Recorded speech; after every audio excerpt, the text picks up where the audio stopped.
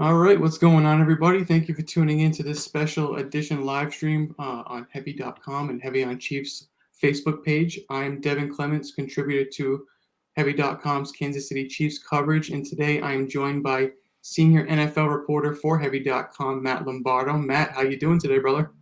Devin, I'm great. Happy to be here. And guess what? We're one day closer to the regular season kicking off. So, what a great time to dive into the Chiefs. And it's really been a fascinating offseason for Kansas City. It's going to be a little bit of a different Chiefs season because of a new look on both sides of the ball. So, definitely a lot to get into here. Absolutely, absolutely. While we're on that topic of a new look team here and new look offense, let's talk about that offense. Obviously, we know some of the big things that happened this offseason. They lose Tyreek Hill via trade. They lose a few different pieces, Byron Pringle, Demarcus Robinson, to name a few of them. So we weren't really sure what to expect from that team going into the 2022 season. They added Juju Smith-Schuster, Marquez Valdez-Scantling, some guys that are hungry to make a name for themselves. Juju obviously made a name for himself earlier in his career, kind of dipped off the last few seasons. So a lot of guys that need to prove themselves going into the 2022 season, and I think we saw that in training camp, right, Matt? A lot of highlight-worthy plays between those two guys, rookie Sky Moore, McCold Hardman. A lot of highlight plays, a lot of how do I put it?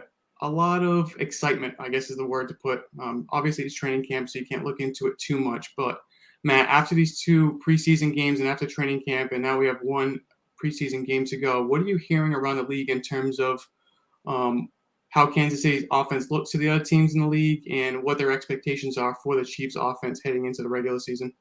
Yeah, Devin, what's interesting is I talked to a source before we jumped on here, and the first thing they said was they actually think the Chiefs offense has a chance to be better, more prolific than it was in 2021 and in past years. Number one, because you're not going to have to funnel everything through Tyreek Hill, but also because there's some new targets, some new faces, but Travis Kelce is still there. And you look at Kelce, you look at Mahomes, you look at the way that it ended for Patrick Mahomes in the postseason a year ago in that AFC Championship loss against the Cincinnati Bengals. The feeling around the league is, Devin, that this is a really motivated Kansas City Chiefs offense. They've heard some of the doubters over the offseason. They've heard some of the questions, and they're out to prove those people wrong. And everybody that I talked to around Kansas City is really impressed by what they've seen from Juju Smith-Schuster throughout this training camp, not only because of what he's done in the past and what they see on the field, but they think he's a really good fit as a secondary option for Patrick Mahomes. And there's a lot of optimism surrounding Sky Moore being a guy who can come in and make an immediate impact as a rookie. So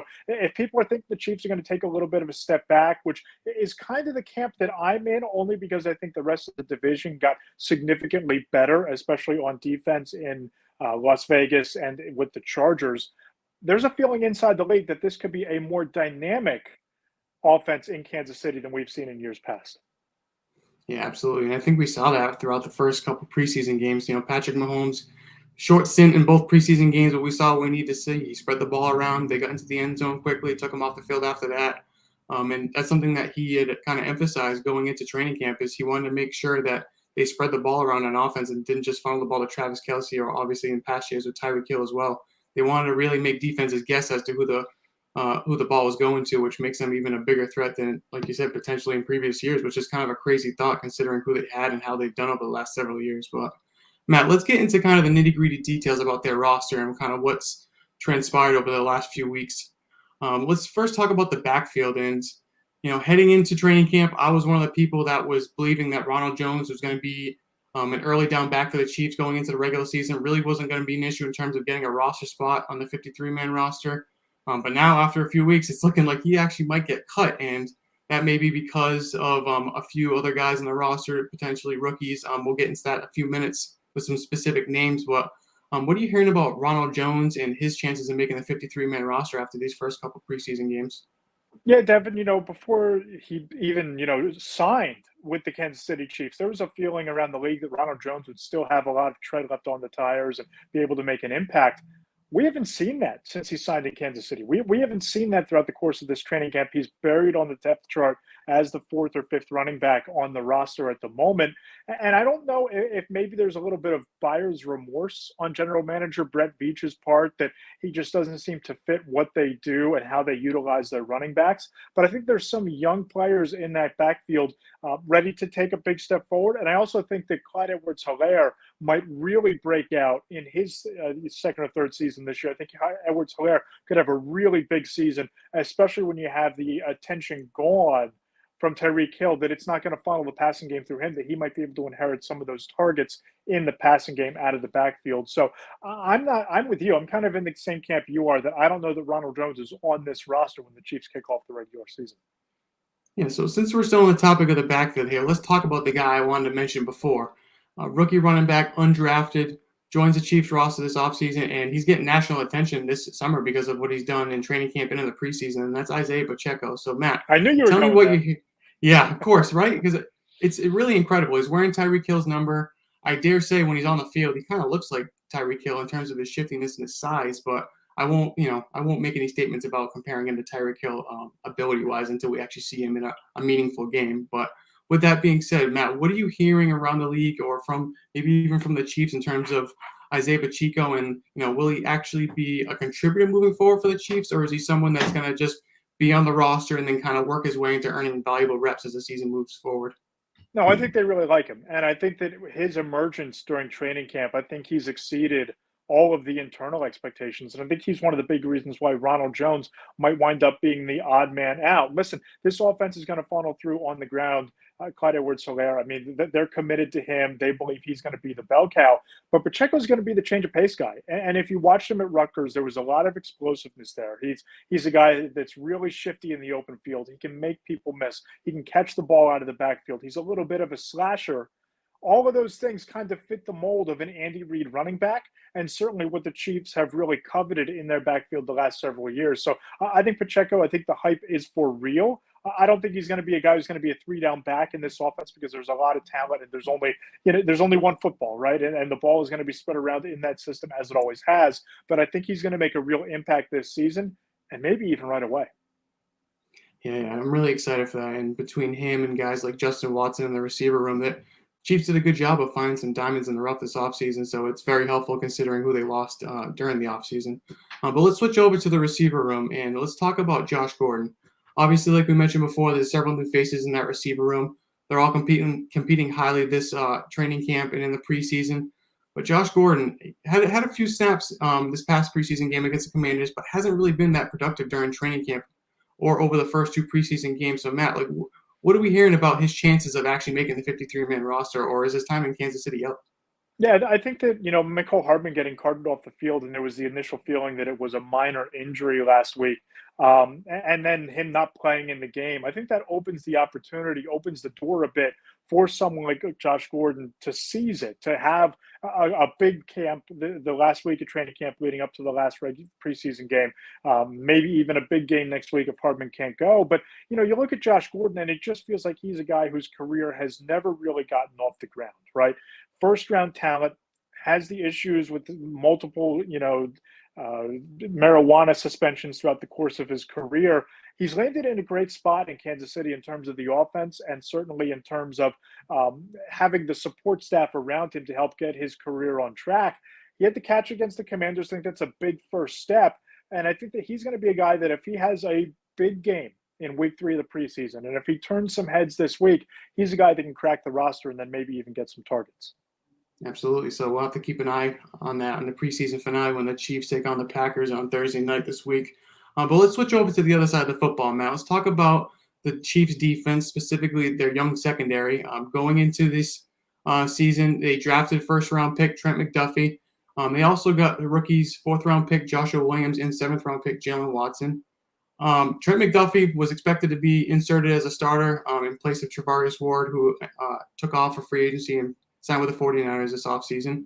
Joshua Williams and Jalen Watson, there really wasn't much expectation for them in terms of them being immediate contributors this season. However, during training camp, they showed out really well. During the preseason, they've been playing really well. So they're actually vying for some significant reps immediately as the regular season begins. So, What are you hearing about all three of those rookies and the level of confidence that Kansas City has in those players right now? Well, let's just go to Trent McDuffie real quick and go back to the NFL draft because, I had a conversation with a scout on draft night who he was concerned his team was targeting McDuffie. They were picking later on in round one. And he thought that McDuffie was going to go in the top 15 picks. He thought there were one or two teams in that mix that were going to snatch him up. So I think the Chiefs got really great value in Trent McDuffie. And you look at what he did in his career, he looked the part as a lockdown corner, outstanding ball skills. And then you look at what happened in the preseason game on Saturday against the Commanders. I don't think Carson Wentz even targeted his side of the field. And that's what you need. And you look at what the other teams in the division alone have done. You look at the Raiders, of course, bringing in guys like Devontae Adams, arguably the premier wide receiver in the league. Mac Hollins making a real impact. I reported last week that there's a firm belief among league sources that Mac Hollins is going to be the starting slot receiver there. You look at in Denver, they bring in Russell Wilson, and they have some great young receivers and young talent there. The Chiefs needed to keep pace in this arms race in the AFC West on the defensive side of the ball in the secondary. And I think that Brett Veach understood that, and they went into the draft with the secondary being a top priority. And it's hard to argue with the picks they made. And I think McDuffie has the chance to be a real sleeper among defensive rookies going into the year, not only in Kansas City, but making an impact league-wide. Absolutely, and that's something that the Chiefs' young secondary absolutely needs if they want to be a little bit more consistent than they were last offseason, or last season, I should say.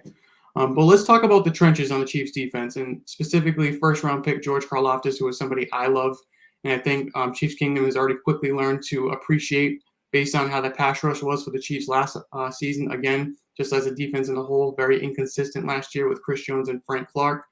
But Karlaftis in these first two games has shown a lot. Needs to work on the sack celebration a little bit, but in terms of getting to the quarterback and getting the sack, he's been exceptional. So, Matt, what are you hearing from people around the league or within the organization about what they expected from George Karlaftis going into the season, and if that expectation has been exceeded from what they've seen so far?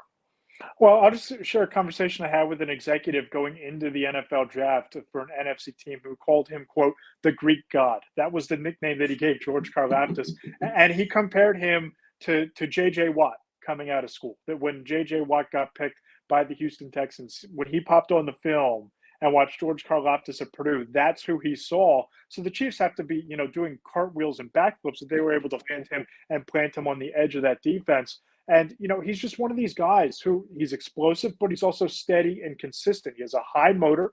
He's not going to take plays off. And I was kind of surprised that he fell as far as he did in the NFL draft. I thought there was a real chance he was going to go top 15 or so based on the conversations that I had. But again, we go back to the conversation about the rest of the division and the talent, especially at quarterback. Russell Wilson's in that division now. Of course, you have Justin Herbert in that division. Derek Carr's in that division. You still have to deal with on the road to a Super Bowl. You have to go through guys like Josh Allen, Joe Burrow, of course, on and on and on. And Lamar Jackson, if he's healthy. The Chiefs needed to get dominant front seven lockdown, not only corners, lockdown corners, but dominant pass rushers. And they got a building block from everybody that I talked to in George Karlaftis. So I don't know that you can possibly exceed the expectations of being labeled the next J.J. Watt and the Greek god, but I think he's come close to meeting what people thought they were going to see going into the preseason. Absolutely, Matt. Absolutely. And that's exciting to hear. Absolutely. Because as we know, pass rush helps the secondary and vice versa. So if the pass rushers can get to that quarterback quickly, it's just going to make those young corners look even better. And it's going to help that defense get off the field quickly and give Mahomes and the offense more opportunities to score points, which is always a good thing, especially like you're saying in the AFC West. You're going to have to score a lot of points this year if you want to win that division. So that's the formula in Kansas City, right? And it has been for a long time. Just give Patrick Mahomes opportunities. And you saw it last year in the divisional playoff round win against the Buffalo Bills, which was maybe the best performance of two quarterbacks that I've ever seen in 25 plus years, 30 years of watching the NFL. They gave Mahomes 13 seconds, and he took advantage of it and wound up tying the game, sending it to overtime, and then ultimately winning it. So that's the formula. If you have a defense that can just get the ball in Patrick Mahomes' hands as often as possible late in the game if need be, chances are good things are going to happen. Absolutely. So while we're talking about Mahomes and the offense, let's talk about Patrick Mahomes, okay? So obviously this offseason, We've seen all these different quarterbacks making more and more money, more guaranteed money. And everyone's kind of praising Brett Veach for how good his contract with Patrick Mahomes looks from a few years ago. Looks like a bargain at this point in time, right, Matt? So now we're looking at it as, okay, well, we're going to come to a point in time where Mahomes is going to need to get more money. Just, not necessarily because he wants it, but out of respect for him and for what he's done for the organization so far, right? So there was a report, if you want to call it that, maybe even a rumor. PFF's Doug Hyde mentioned it a couple weeks back that Mahomes could be in line for a potential raise sometime in the near future. He didn't exactly give a timetable, but said it would be happening sometime soon, is what he said. So, Matt, are you hearing anything about this in terms of him getting a raise, and what kind of timetable we might be looking at here for that? Yeah, Devin, I haven't heard anything that any sort of contract extension or reworking that deal is imminent. I'm with you, though. I do think when you look at especially what happened in Cleveland and you saw the Browns guarantee all of Deshaun Watson's salary, I think that sent shockwaves through the quarterback market. And I think you're going to feel the aftershocks in the Joe Burrow negotiations. You're going to feel the aftershocks in the Lamar Jackson ongoing negotiations and with Justin Herbert inside that division. Eventually, I think that the Chiefs are going to have to rework Patrick Mahomes' deal just to keep pace. And as you said, out of respect for him. But I don't know that I get the sense that Patrick Mahomes is the type of quarterback who's going to go into Brett Veach's office and pound the table and say, you know what, I'm seeing what's happening with all of these other quarterbacks. I need my piece of the pie. Because you look at Patrick Mahomes' earnings and the investment portfolio that he has off the field in terms of pro sports franchises, in terms of businesses, in terms of all of the revenue streams that he has created for himself off of the earnings that he's made from the Kansas City Chiefs, not to mention the endorsements. If they get to the AFC Championship game and lose again, or they lose the Super Bowl with Patrick Mahomes at the helm sometime in the next year or two without an extension being agreed upon, I don't know that Patrick Mahomes is going to be a guy who's going to want to rock the boat, take up a bigger piece of the cap space pie, if it means not surrounding him with the kind of players to put them in a position to keep winning Super Bowls. Because Patrick Mahomes strikes me as the kind of guy who is extremely business savvy, has done outstanding for himself off the field and with his money away from football. But what matters most to him as a player is winning multiple Super Bowls and going down as one of the all-time greats. The only way to do that is to surround yourself with other elite players. So it's going to be fascinating. It's going to be great conversation.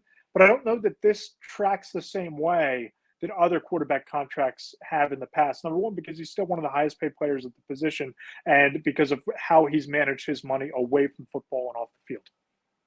Yeah, I agree with that, Matt. I think in a situation might occur where they give him a raise, and that would only be not necessarily because they want to give him a raise, but maybe because they want to move around money just to lower his cap number and then bring some more talent in, because we know Right.